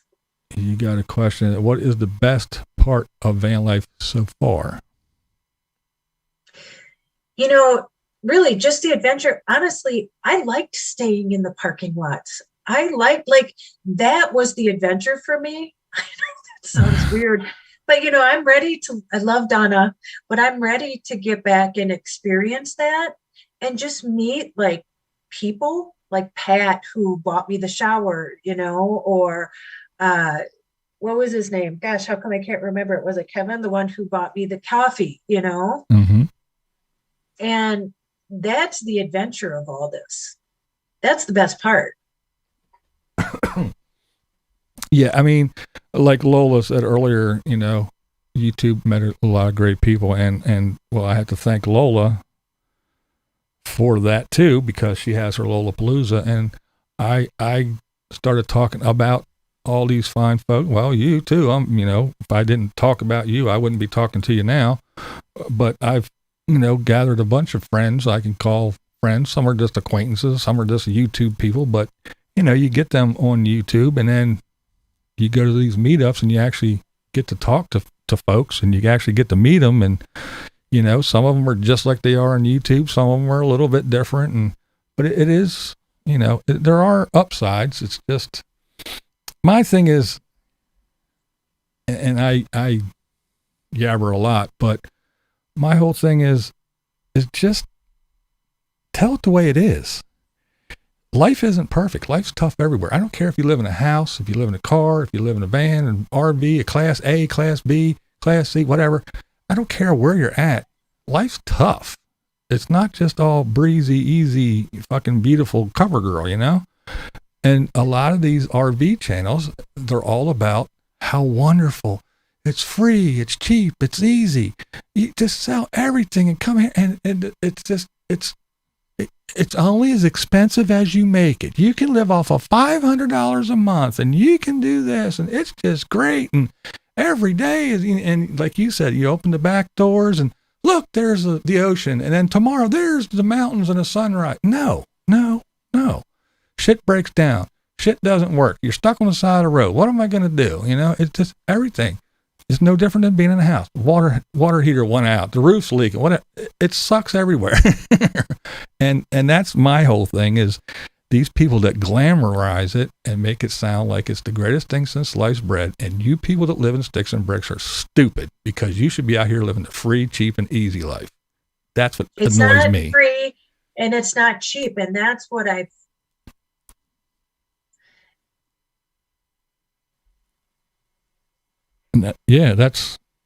that's why I like certain folks, because they actually tell you, yeah, this costs money. It costs a lot of money. That's what I have been amazed at the most. I thought I was going to save a lot of money. Like I said, I had $4,000 in my budget. I figured $1,000 a month. Uh-huh. Yeah, I blown past that. But look at, I mean, I had things come up. My tooth fell out. Yeah. Oh, yeah, that's right. The dog chewed my retainers. Well, and then there's a lot of people that go and they travel, but they really don't do anything. So, I mean, if you want to do something and see, I'm here and, oh, look, this is where this is. And if it costs you, even if it's just 20 or 30 bucks to get into something, to do something, a lot of people don't do that. So that's why, it's all I gotta do is I gotta buy a little bit of food, put some gas in this thing, and ta-da, I'm set. Well, no, along with the water and whatever else you got to get for just to survive. If you want to actually live and do something, and isn't that why you're out there, to experience everything? If not, you could have sat your ass at home in whatever state you were in, whatever little town, and rotted there. Why do you want to just sit? So if you're somewhere and you go and you start dropping money here and there just to go experience things, it costs money. And then everything costs money to upkeep, to keep it going, to keep it rolling, Well, and I've been very lucky, like with Donna, I did that cryotherapy thing and stuff. Yeah. And somebody was like, oh, are they sponsoring you? Like, no. Donna's a member there, and they gave me a day pass, so I got to try stuff out. And then, the Jeep tour, her neighbor drives for Pink Jeep, and he has a Jeep, so he brought us out. So I didn't have to pay for that. And so, believe me, I am very frugal with my money, and I've just been like very lucky. So it's weird how you get accused of things then too. Yeah. Oh yeah. Don't make any "I'm broke down again" and I've been robbed and my dog is sick again videos, and you'll be just fine. Yeah, there's lots of those. Oh yeah. But my childlike wonder. Yeah. Sorry about your childlike wonder. And here's the thing, just know, I mean, we all know what real life is like. I mean, right. And especially in my demographic too, like most of the people that follow me are probably in their 50s, 60s, 70s, whatever. Like, you can't fool us. We've been through too much. Yeah. And that's, again, that's the thing. But there are a lot of people that are in, does she have an OnlyFans? She's not that kind. She's not that kind of gal. No. We don't even get any cleavage on YouTube. I'm sure she doesn't have an OnlyFans. Well, I was telling you, I'm like, listen, I'm not here. Like, you see me without makeup in the Flying J parking lot crying because some guy gave me a free coffee. Yeah. I'm not here to look cute. I wear the same thing for 3 days in a row, except for my underwear. I'm not here to be glamorous, that's for sure. It's funny though. It's just so crazy the way some people expect YouTubers to act, and van lifers, and again, there's some of these folks that are in dire straits. Let's say they're older, retired, their spouse is gone, and they just can't pay rent. They don't have enough money for everything, and prices are going crazy anyway. And then they hear some of these folks, like the Bob, I'll say it, that are like, hey, you're stupid. Don't be a slave to the man. Don't be a slave to all you have to do, just sell everything and just come out here. I don't care if you live in your Prius, in your little Toyota, whatever it is, get in a van, get a little whatever, and come out here to the desert. Find me. I'll tell you the way. It's so your childlike wonder. You just run around and you can do whatever you want. Don't be and people fall for that shit, and then they get out there and they go, hey, this is just as expensive as it fucking was with me living in an apartment. Yeah, it is. And now they don't have anything, nowhere to go back to, and they're stuck living in their car because they listen to these yahoos on YouTube blowing sunshine up their ass about this RV life. I don't think it's right. Well, and like I said, that's what I'll tell you right now. I thought I was going to save a lot of money. My daughter's in college. Her dad doesn't help. And so I'm trying to help her. And I thought, oh, I'll save, money and whatever. I saved money to go on this, but that's the whole point, to see, like, when I go back to Minnesota, I start working again and stuff. But it has been way more expensive. Like you said, I'm spending as much now as I was probably living in my millionaire, the Bob. Yeah. It's all fun and games till you need a mechanic. Ain't that right? Yeah. Yeah. You spend a lot in your first few months. I don't see how anyone can do it for less than $15 a month with a cash reserve. Yeah. And that's the thing. Yeah. You have to have, and that's why I was saying today too, that a lot of the full-timers, they really don't take care of themselves. And I'm not saying it, and it was because of the medical issues. Because you see a lot of them, if I got a flat tire, please help me. Give me money. I need to fix my tire. If you don't have enough money in reserve out there living on the road to fix a damn flat tire, you're in a bad way. And my dog is sick. What am I going to do? What am I going to do? My dog is sick. If you can't take your dog to the vet, I know you're not taking your ass to the doctor either. Mm-hmm. So, I just don't get it. I don't get it how they can still preach it's so wonderful. And again, I'm not saying it's a bad life. I'm not saying if you live the lifestyle, you live the lifestyle. It's great, but it's no better than living in a house. I'm not going to sit here and say, oh, well, living in a house is amazing. Well, sure, I can flick a switch and the light comes on. I don't have to worry about, there's a tree over. It's raining today. Where am I getting my solar? Oh, I need to fire up the jackery. I need to do this just to get fucking electric. And, don't turn that on because, I got to charge my phone and, spend, $400 a month because I have to have AT&T, Sprint, and T-Mobile so I can have connection no matter where I'm at and all this other shit. But, shit breaks in your house. It snows. You got to go out and shovel the damn sidewalk. You got to mow the grass. All kinds of shit happens in a house too. But living in a van or an RV, again, it's an RV, recreational vehicle. It's right there in the name. It's not meant to be lived in 24/7 and driven every day, shaking and fucking things are falling apart. And now the manufacturers can't keep up with demand, so they're slapping them together. People are getting them, and this little dumb shit, but a drawer pull will fall off, trim will fall off. You just spent $150,000 on this thing. I can buy a house in my neighborhood for $150,000. Why am I going to go buy a shitty ass RV that's built like crap that if I poked my finger real hard, I could put it through the sidewall? No, it's not happening. And again, I watched these people because I wanted to go see while I could still see. And the more I watched, the more I got discouraged and was like, that life isn't for me. And there's no way I can afford to keep the house and go do, or I would go do that. But to get rid of everything and hit the road, no.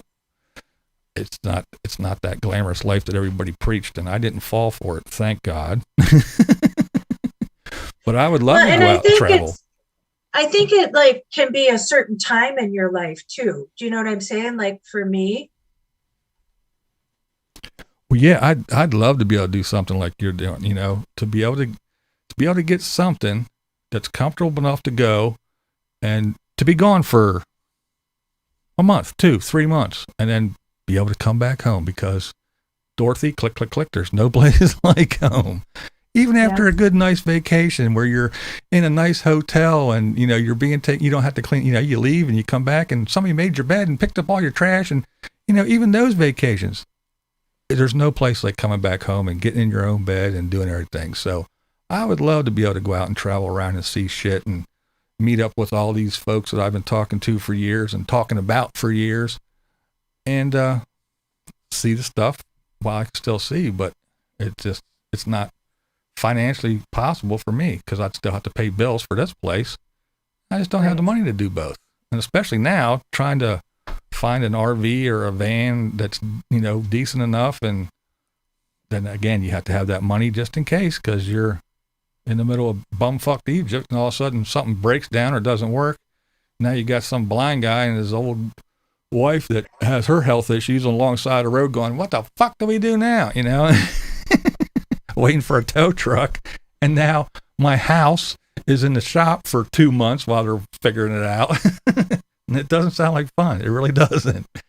Stress-free my ass. Well, and that's what I don't get to, like when people kind of say, oh, you're not a real van lifer, or you're not, like, you know, I think it's an illusion that people are putting out there that, again, it's easy, it's fun, but that's the challenge for me. And that's what I wanted to put on myself. Do you know what I mean? Like, this is what I wanted to try and see. But, you know, when you live in a house, you don't have to look for a parking spot in a Walmart to sleep at night. Or where am I going to sleep at night that I'm not going to get chased out of? Right. Well, and the other thing, just think in your position, in your vehicle, just think if there was another person there with you. Yeah. Exactly. Exactly. I live in a 3-story house, you know. I got my little room. The kids got older, and this is one of the kids' bedrooms. I took it over. And so I can come here, or I can go downstairs, or we can be together. We can be in the same room. We could be in opposite ends of the house, whatever. It's raining. We're in a van. We're parked somewhere overnight. You're stuck. It ain't like, well, you can go outside and sit and go take a hike or whatever, and I'll just stay here and we'll have our little separate quiet time for an hour or two. No, it's fucking raining or it's 1,000 degrees, so you're stuck in that thing together. Someone's either going to the hospital or going to jail. Yeah. You know? So that's the other thing, you know, about van life anyway. In an RV, yeah, I could see it. It's a little bit bigger and easier, you know, with bathrooms and kitchens and bedrooms and all that stuff. But, you know, everybody, well, just buy a van. No. One, I'm not, my old blind ass is, and I'm 6'1". I'm not climbing around on my hands and knees in some van, you know, not like yours, but if you get a van, because everybody, well, if you can afford it, all you got to do is go get this van and build it. You don't need much, just a bed and this and that. I'm not climbing around on my hands and knees in a van all the time. If I can't stand up, I'm not living in it, even for a month. And having 2 people in a van, there's not enough real estate. It's just not possible. What? Have you guys heard about the state of emergency here in BC? SAD has affected a lot of van dwellers. Is that the flooding? Yeah. Isn't there flooding? Yeah. Yeah, there's quite bad. The flooding and with the roads being closed, they can't get things in. I guess fuel was rationed, is what Chrome said. Van City Van Life, he said that they're rationing 30 gallons or something like that. But yeah, there's a limit to gas when you go to the gas station, just because things can't get in and out. Because as soon as they fix a road, they get another storm that gets either washed out or something else again. Yeah, they're having a rough time of it up there. Well, and that's the thing too. You have to remember that is your home. And so if you're on a road and you can't get out or you can't stay places. Yeah. Some people thrive off. Yes, that's true. Yes, that's the truth. But I do think that it's something that it's been romanticized, and you know, it's not a fantasy life. I'll tell you that much. And I've even been living with Donna for 3 weeks. Right. But even, because that is my home. I did get rid of everything. My daughter moved off to college, and so when I go back to Minnesota, I have to figure out what I'm going to do. Right. But it was just right at the time that I was going to move out of my house anyway, because it was too big just for me to be there. Yeah. And so I figured it was now or never for me. And I mean, again, I piss people off all the time because I say what I just said, but it's not that I don't like the lifestyle or, think it's dumb or think they're all homeless bums or anything like that. It's just, again, be honest. It's getting better because there are more and more people. But in the beginning, it was glamorized way too much, But now there's just so many people that have channels and they're going, my shit broke down again. You know? Well, and I've seen like people, like, oh yeah, let's do a GoFundMe. Let's, like that. And my thing is too, it was weird when I first started and people were like, oh, you should start a Patreon. Oh, you should do this, And so I did. But here's the thing. I didn't start out. I have money saved. Like I said, specifically, I have $4,000 saved for this. Yeah. And I don't like taking people's money. It's like I'm used to working for my money. Yeah. But honestly, like I said, this is a job. Now it's like it is a business. It is a job. And if people, I don't want free money, but if people are getting enjoyment out of the videos because they do take work, that's a trade-off. Do you know what I mean? I'm okay with that. Yeah. But I don't want a handout because that was never what I got into this for.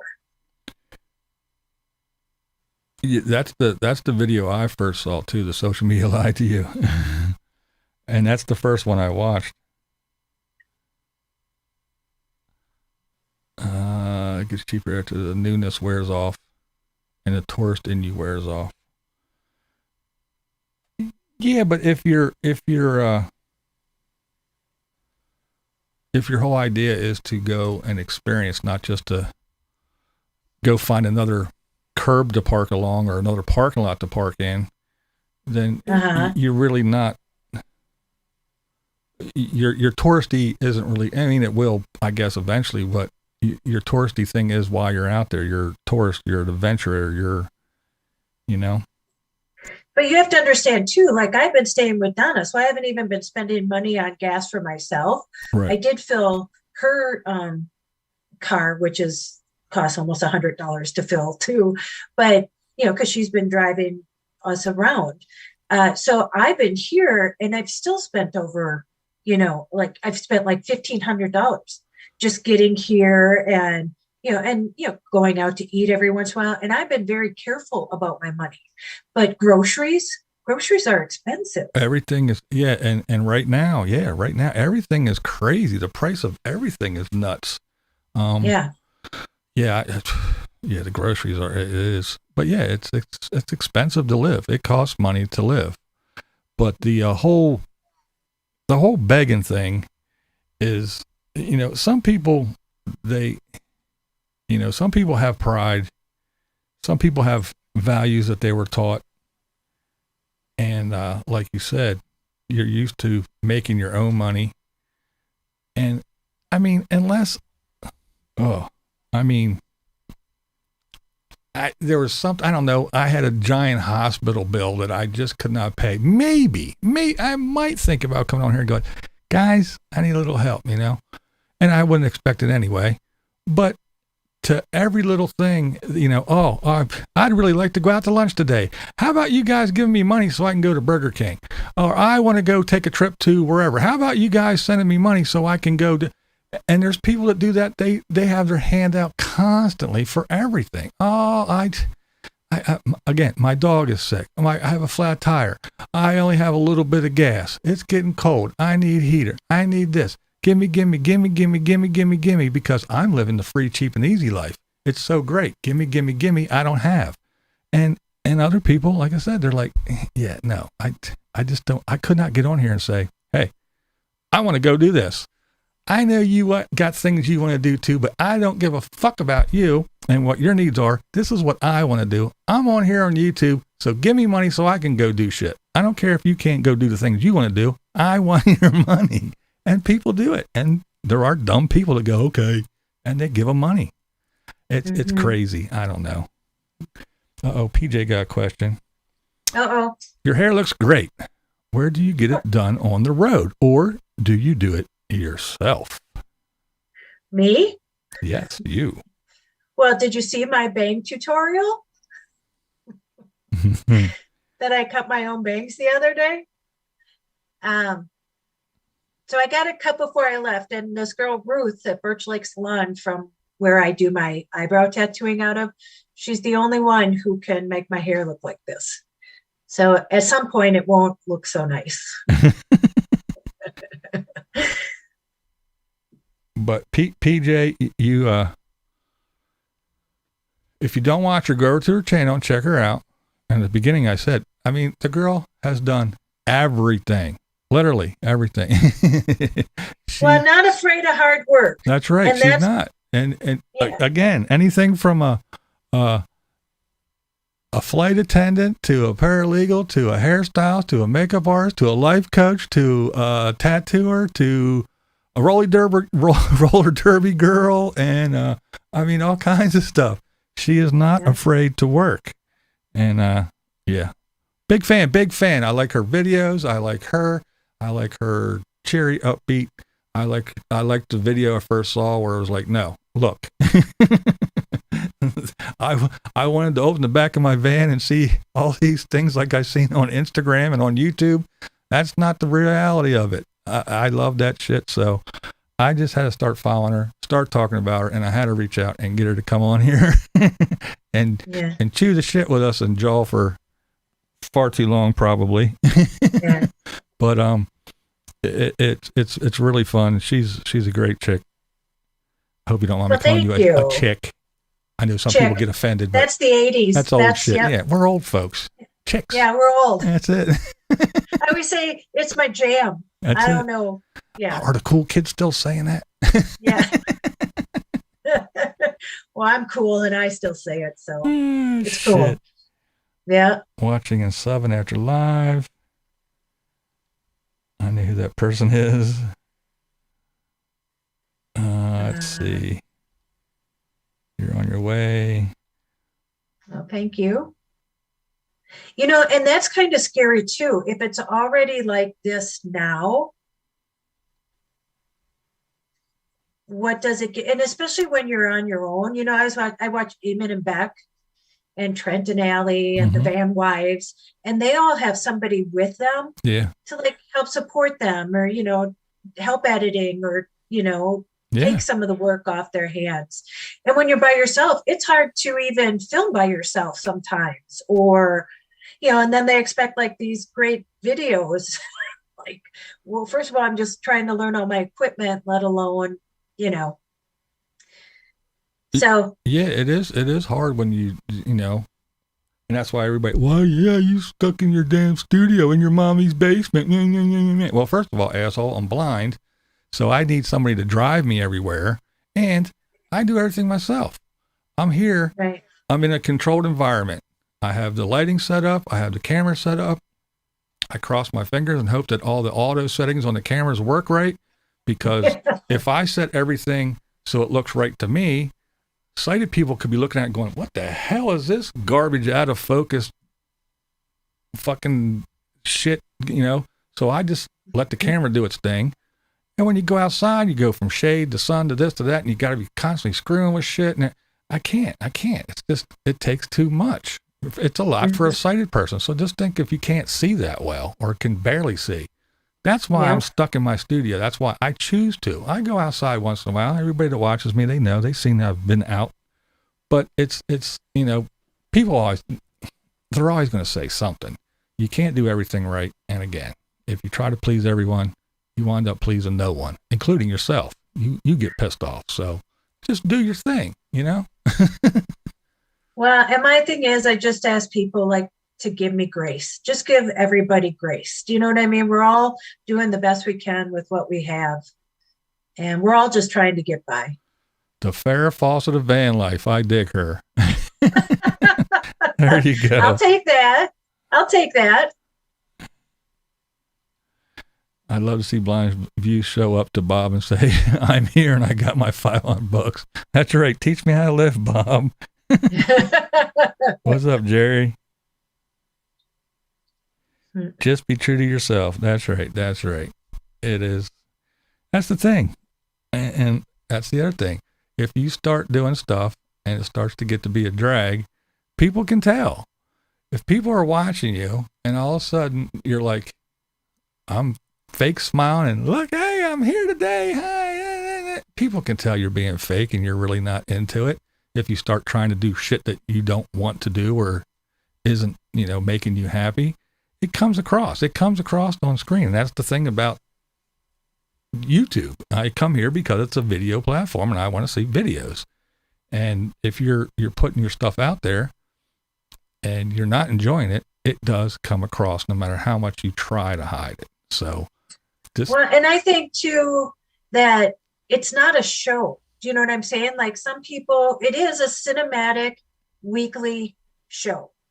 And a lot of people love that. And there's nothing wrong with that. And then, you know, some it's just like, hey, this is what it is day to day. Yeah. And that's the thing, like with Chrome, with Van City Van Life. It's like, it's Van City Van Life. It's his channel, his life. And his life right now is he got a van, he bought an ambulance, and he rented a garage, and he put the shit in it, and he's going to work on the ambulance in the garage. He still sleeps in his van. He still basically lives in his van. And all kind, but that's not what people want. But it's his life. It's his progression. It's what happens as you go along. And I don't understand why some people just can't accept that. But again, it's that minority that you pay attention to. The majority of people are going, well, we're still here. We don't care, you know? Right. So it's that 100 comments, 99 of them are good. One's shitty, and it's the one that sticks with you and, you know, twists. But well, it's like, you know, M Beck and Trenton Alley and the Van Wives, they all bought cabins now or places to live because of COVID. So now they aren't really in van life. And now they're going back out because I assume that people want to see them still in the van. Yeah. Well, and that's another thing. What's right now too. Right after the first revelation of this COVID thing, you know, people were like, whatever, it's the flu, who cares, blah, blah, blah, blah. And then after we were in it for a year, a lot of nomads said, you know what? I'm going to go buy me something. Even if it's just a piece of ground, or I'm going to go find an RV campsite and buy a spot or something. A lot of them went and bought something just for that. I need a home base. I need a place. I'm still going to travel, but I realized that during all this shit, when they started putting in travel bans and this and that, and when the shit hit the fan, I really do need a place to go, because I tried to get in here. And even though I have 1,000 Trails membership, I couldn't get in 1,000 Trails place to park. I tried to get in here, but they were full, and this and that and that and that. So I had nowhere to go. So a lot of people did go. And again, it wasn't always buying a house, but even if it's a little hunk of dirt that they can say, I can go there and no one can tell me I can't be here. And a lot of people got pissed off and like, oh, the nomads aren't even traveling. Well, they can't. It's expensive. There's a fucking pandemic and prices are high. If something breaks, they can't find a part to fix their shit. If their RV breaks, they go, oh yeah, we can get you in 3 months, and it's your home. It's not just your recreational vehicle and all this stuff. So what are you supposed to do? Just sit along the side of the road kicking rocks? No, you adapt and overcome. And if that means renting a garage or buying a little hunk of dirt somewhere, then do it. But people don't understand. Right. Oh, you're not traveling. Well, shut up. Right. But that's the thing about life. It's never static. That's the adventure. Right. Is that you're doing all these different things. And so you can't like keep somebody just because you like what, you know, they're doing, like they're traveling in a van. They aren't going to be able to stay there, you know, for the next 20 years. So you can watch them live in a van. Well, I like that. I'm happy for Chrome because that's it. You should be happy. And a lot of these people are making a lot of money off of like sponsorships and stuff. Yeah. But that's the whole point. It's a lot of work. And if you could make money off of sponsorships, wouldn't you? Exactly. And it wasn't like he just said, hey, I'm a van dweller. You guys should do this. People reach out to him because he put in the effort. He makes good videos. He grew his channel. And That's just part. And the guy who Overland Interiors, he went there, and yeah, did he get a big break in the price of that? Well, sure he did, because he put it out on his channel, and because of Chrome saying, hey, come to this place if you want a van build. Now this guy went from making whatever, countertops or drawers or whatever. Now he's making these things, and his business blew up, and it turned into a full-blown business because of Chrome. So it wasn't like he gave Chrome shit for free and then Chrome said, sucker, and drove off. No, it was a give and take, and that's what happens. And I'm sure whatever company says, hey, dude, put this roof rack on your shit, you're in front of all these people, they're making money too. And that's what it's all about. And we talked about this. If you're on TV, you want that ad space, right? Well, it's the same thing. And it is. And that's it too. You have to remember, Chrome started from scratch, just like the rest of us. And he built his channel because he does have good content and people want to watch him. So you can't then blame somebody for having more money because he worked really hard. So for somebody to make money, that's kind of the whole point, that they can live a better life. Exactly. And I don't, again, I don't begrudge the guy anything. And like they said, they're happy for Chrome, and you should be, because it wasn't like he just said, hey, I'm making YouTube videos, you guys should just give me money. Yeah. He worked hard. He did a lot of things. He grew his channel. Again, his brand. He spent money to make money. He has merch that he has, that shit isn't free. No. But yeah. Well, it says too, people are attached because I think when they see you, and they get to see your life, they feel like you're their friend, and, they're watching you. But it's funny that sometimes it comes to a point where then you're gone too far. They want you to stay the same. It's kind of like in high school when people said, oh, you've changed. Well, my God, I hope I've changed since I was in high school. Yeah, right. I'm 56. And it is true. Chrome does pay it forward. Yeah, if he gets something, a lot of that stuff he gets, the jackeries and other things, they'll send him the little one. And then, 6 months later or 3 months later, they send him this big one. So he gives the little one to somebody else, right. that needs it, Jeffy Bear and some other people. So yeah, he does pay it forward, but that's not what some people are all about. They don't care what the good is. Their whole goal in life is to scour the internet and spread as much garbage and hate and spew shit to make everybody else feel, even if they make them feel half as miserable as they are, because that's what they have to be miserable to be, that is their entire life, is to just hate on people all day. Yeah. It takes more energy to send out all that negative stuff than it does to be just kind or just not say anything. Chrome's channel, Van City Van Life. There is also a Van City Adventure, but Van City Van Life is Chrome's channel. Yeah. Street dweller, I'm getting tired of traffic noise. I might need a lot. That's right. Oh, well, we've been on here for a long time, 2 hours and 11 minutes, and I don't want to. Wow. I don't want. My glass is empty. Yeah, I hogged enough of this fine young lady's time. But I do really appreciate you coming on and hanging out with me for sure.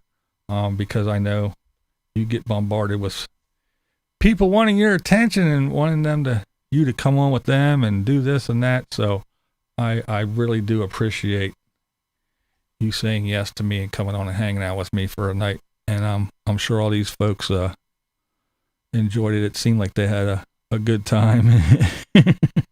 Yeah. There we go. Yeah, no, it was fun. Thank you for having me. Well, thanks again for coming. For sure. All right. For sure. If you could hang out for 1 minute after we do this, going to get you to do this is Blind Views, and that's the way I see it for me, if you don't mind. No, I'll do that. All right, so hang on here. I'm going to say my goodbyes and wrap this up, and I will be over with you in just a moment. Okay. All right, gang. I do appreciate it. I do thank you guys for hanging out with me, and be sure to go over to Tracy's channel, Ad-Van-Tures Over 50. Awesome lady, awesome channel. Go follow her journey. She's new. She hasn't even been out there a month yet. And so definitely go check her out and follow her along as she does her thing. And only leave nice comments. Don't tell her what to do. All right, kids. I do appreciate it. You know how we do here. Meow your babies, be born toothless and naked. Don't let your meatloaf. Blind viewers are awesome. You know how I know? Because I'm Blind Views. And that's the way I see it. What we do here is go back. Loud.